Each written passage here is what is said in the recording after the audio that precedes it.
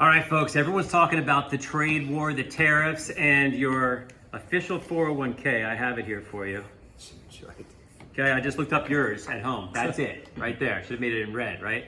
Okay, the real thing here politically, because these are our political experts, not economics experts, is this short term for a long term, and politically, does this hang on you so much that it's not going to matter and going to get you? All right, give me the best case scenario for these tariffs, even though we're going in this direction today. What's the long-term plan? The long-term outlook, I think, is really, really good. I mean, I think what's going to happen is these other countries are going to end up getting on board, and they're going to either drop their tariffs on us, try to make some sort of deal. Countries that don't do that, their companies are going to come here and make their products, which is going to be an economic boom and a paycheck boom for a lot of Americans. I think the long-term outlook is outstanding. And look, you can say what you want about President Bush, but he is a genius when it comes to You mean business. Trump, I believe. Trump. Yes. I'm sorry. Okay. Yeah, he's so bright when it comes to that type of business that I think he really. It's pretty bold to go for this because you're counting on people to be patient, and I know he's got this leeway because they got this 2 years roughly before the midterms, but patience is not big on voters, and certainly when your pocketbook's getting hit. No, and this is a colossal economic mistake. And this is done by a guy who I do not think is a genius. I think he's got a massive ego and shows up one day and says, you know what, I'm going to start imposing my tariffs because I've been talking about it for so long with very little economic basis for it. You cannot find a credible economist that says this is a logical thing to do.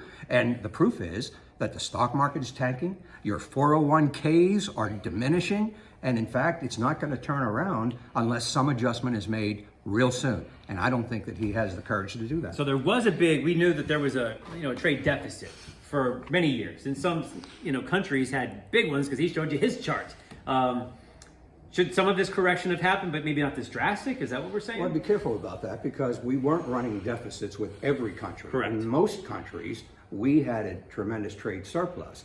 There are a couple Even of if they had exceptions tariffs, to yes. that. That's Yeah. correct. And the tariffs that were applied were done kind of systematically by negotiations and things like that. And they were done specifically to encourage growth in, say, the steel industry and Right. things like that. But you cannot apply them across the board here because you're inviting chaos in the market. One more piece with you. I know you go overseas a lot. You talk to people in different countries, people that are into investment and the economy. What's their feel on this? If you've talked to them, or how do they deal with America in the past? Do they think that this was going to be a problem or coming? They think it's crazy.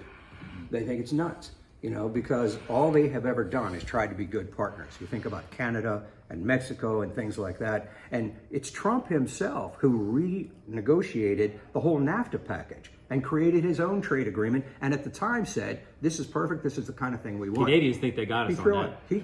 He threw it out the window, and he threw out 90 years. I was in Canada recently. They think they made out on that plan. So they were expecting this to be corrected in some way, but this seems like a big correction. All right, one more piece of this when it comes to elections. We know that if the word recession gets out there, and don't get me started on that one because I'm still mad that they've changed the definition of that thing, you can't get past that. You will lose an election if a recession is on your ledger. So how much time do we really have here, and what's going to happen? Well, I mean, it depends on how it's spun. I mean, look, it was a landslide win electorally for Trump, Yes. right?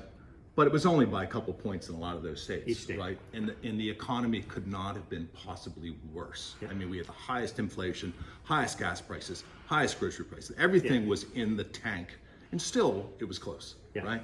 So I think there's going to be a lot of forgiveness. He ran on this. Like, he's been telling the American people he's going to have tariffs. He's been saying it at every campaign stop. But he also They said knew he'd it was bring coming. prices down. But he also said we're going to have temporary pain. Just get used to it. I'm not sure He's everybody listened to prepared that be. part. I'm not sure they all listened to that But part. look, I don't think it's going to be long term. I think it's going to be very short. All right, we're going to see what happens, guys. We'll see. Charlie will be sitting here, unfortunately, when things get better. Okay. But I'm going to text both of you guys. And Charlie is getting better. We'd like to hear that as well. All right, guys, there's your little proxy on this. And since we got the time, here's my recession rant. All right. In the past, the GDP going negative for 2 quarters in a row was the definition of a recession. When it was getting close to that in the Biden administration in 2022, quickly they said, nope, that is not the definition anymore. It's the overall economy. And yes, jobs were coming back in big numbers because we were coming back from the COVID, and they changed the definition. So now my theory is this. There will never be a recession again. in our history because they'll keep changing the definition. It doesn't mean it's going to change in your pocketbook or your 401k, but the word recession will never actually be tabbed on another administration because they can't get past it and they'll just keep maneuvering the definition. It got so bad that Wikipedia had to shut down their edits because people were changing it so much. So no more recessions exist anymore, even if it really is one. Well, technically, you might be right from a grammar standpoint. Grammar standpoint. But there will always be recession Yes. in the mouths of political Correct. pundits, Yes. and it's a fiercely huge weapon. It is a weapon. Can I say one more Nice thing? word. Yeah.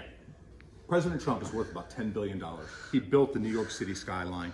He is an amazingly successful businessman. So the governor saying he's not smart, I think, is really strong. Okay. I would challenge those assertions, and we'll have that debate at some other time. I will say this to wrap it up.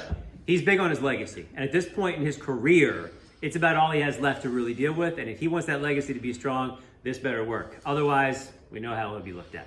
That's it for now. Thanks for watching.